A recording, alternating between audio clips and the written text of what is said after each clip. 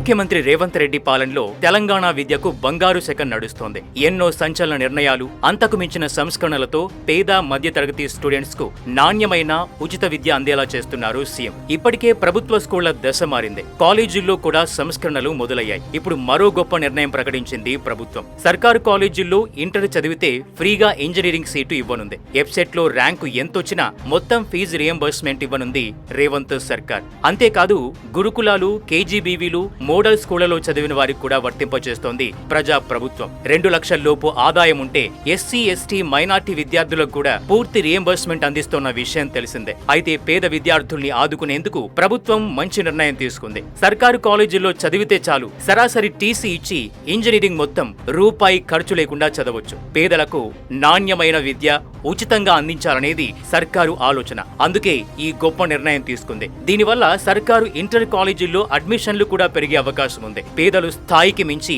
విద్య కోసం ఖర్చు చేస్తున్నారు. చాలా మంది అప్పుల పాలవుతున్నారు. దీంతో వారందరికీ ఉపశమనం కలిగించేందుకు గొప్ప నిర్ణయం తీసుకుంది రేవంత్ సర్కార్. పైగా ఇంజనీరింగ్ సహా ప్రొఫెషనల్ కోర్సులన్నింటికీ ఈ ఏడాది పాత ఫీజులే కొనసాగించాలని ముఖ్యమంత్రి అధికారుల్ని ఆదేశించారు. ఫీజుల పెంపు ఏదైనా హేతుబద్ధంగా ఉండాలని పెంపును వాయిదా వేశారు సీఎం. దీంతో లక్షలాది మంది విద్యార్థులు, తల్లిదండ్రులు ఊపిరి పీల్చుకున్నారు. ఇంజనీరింగ్ ప్రవేశాల ప్రక్రియ ఇప్పటికే మొదలైంది. ఈ నెల 6 నుంచి వెబ్ ఆప్షన్ల ప్రక్రియ కొనసాగుతుంది. ఈలోపే సర్కారు కాలేజీల్లో చదివిన విద్యార్థులకు రేవంత్ సర్కారు గుడ్ న్యూస్ అందించింది.